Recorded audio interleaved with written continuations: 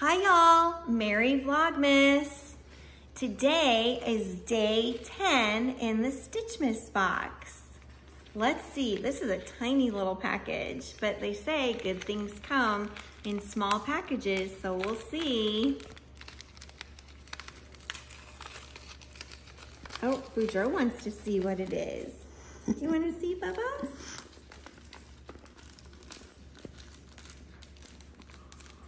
Oh, this is cool. All right, let me take it out of, oh, and Pearl wants to see.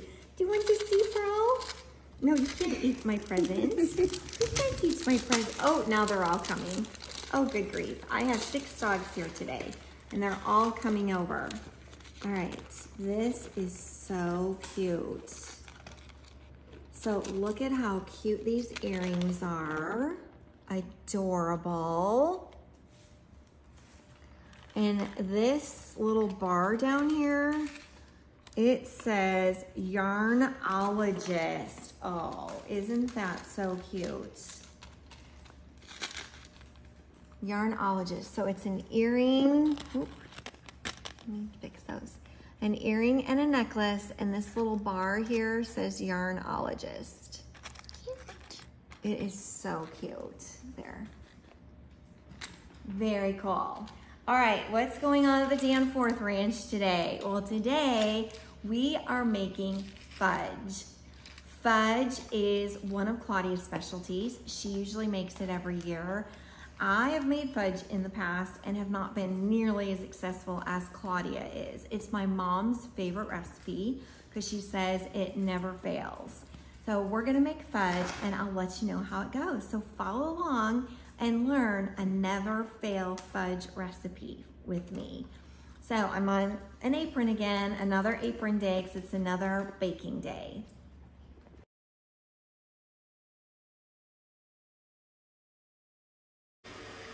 All right, so today we're making fudge and I will post the recipe, but first we're adding evaporated milk.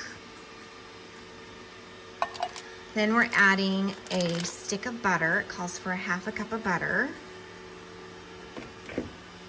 And then we're adding 3 3/8 cups of sugar, just the white granulated sugar. Now you're gonna give those ingredients a really good stir. So this recipe was one that my mom used to always make, and she taught Claudia how to make it. So every year, Claudia has been the fudge maker in our family. This year, I'm helping her. It was kind of a little surprise. We weren't gonna make fudge, but I did get all the ingredients so we could make it because, you know, it wouldn't be Christmas if you didn't have some of your traditions. So we're all trying to diet and lose weight, so we really don't need a whole big pan of fudge, but with 6 of us, maybe we won't eat too much of it. So we're just stirring and heating until the butter is melted. You have to keep stirring until it starts to boil. So you do have to keep stirring until all the granulated sugar is dissolved. The other really important thing Claudia was telling me is you get all your ingredients ready before you start. So here's the mixture of chocolate. It's a mixture of milk chocolate, unsweetened dark chocolate, and chocolate chips. And then the marshmallows, I accidentally bought the giant marshmallows, so we had to kind of do some calculations to figure out how many marshmallows these giant ones actually are. And here is the fudge recipe. I believe it was called like a never fail fudge, because my mom always had really, really good luck with this. I know other fudges we've tried making in the past, we haven't had nearly as good a luck. We do not add the walnuts in ours. We like ours just to be the straight chocolate fudge. So sometimes she would make it with walnuts or without walnuts, but it does call for, you have to be careful to get the right amount of ounces of chocolate. So like the 12 ounces of semi-sweet chocolate chip, the bag we had was 11.5, so we'd add a few half an ounce more from another bag. Make sure you get 13 ounces total of your Hershey bar. And the evaporated milk, that comes in a 12-ounce can also. So we did have to add a little bit of another can besides. So just be really careful watching your ounces, because if you don't follow the directions exactly right, it won't turn out. It won't set up correctly. All right, so let's see how the stirring is going. Okay, we still have a stick of butter floating around there. So I'll come back as soon as we get that melted.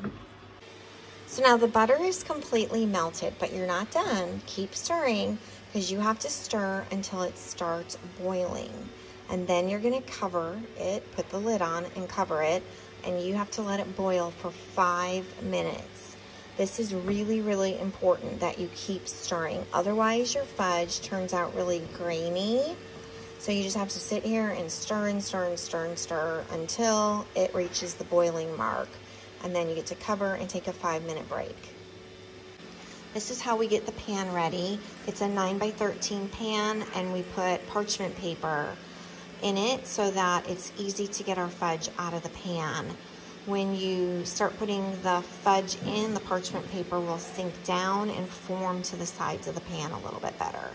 So make sure you have everything ready, because it goes fast. All right, this is what it looks like when it's boiling. So I'm gonna go ahead and cover it and set the timer for 5 minutes. You don't stir it, you don't have to turn down the heat or anything, just cover for 5 minutes.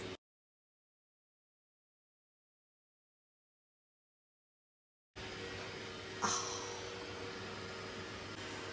Okay, so next you pull it off the heat and you add the marshmallows. We cut the giant marshmallows up in half so that the pieces were smaller and they would melt easier. You have to just keep stirring and stirring until the marshmallows are completely melted. Once they're completely melted, you're gonna add the chocolate as the next step. So fudge is not a difficult thing to make.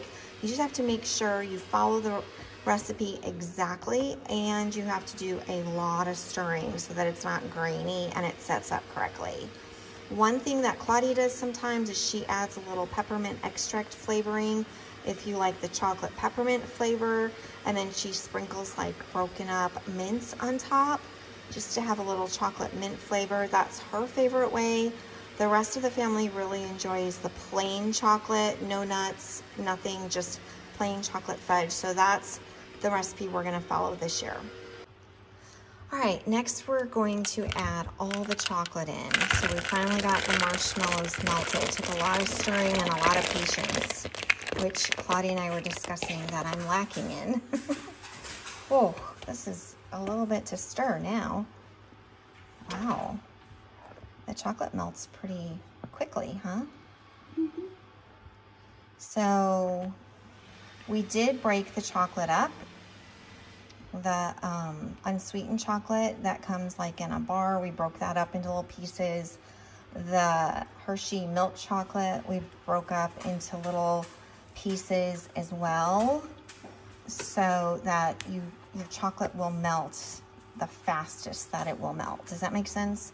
You want it to melt pretty fast before all your stuff cools down.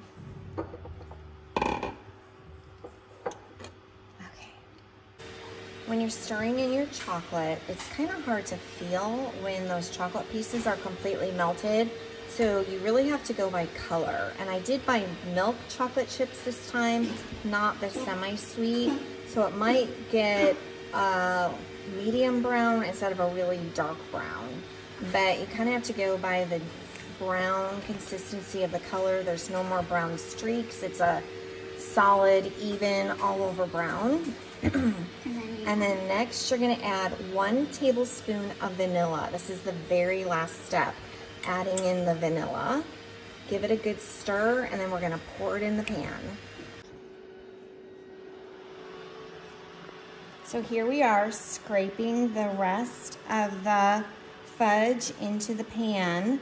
You just have to be careful that your parchment paper doesn't cave in while you're scraping. So we did work as a team to get this all scraped out. This is the very end of it. Just trying to get every last morsel because it's so delicious. All right, thanks for watching. So now it's gonna go in the fridge. Oops, back up a little. It's gonna go in the fridge to cool for until it's completely set up, which says At least 2 hours. at least 2 hours.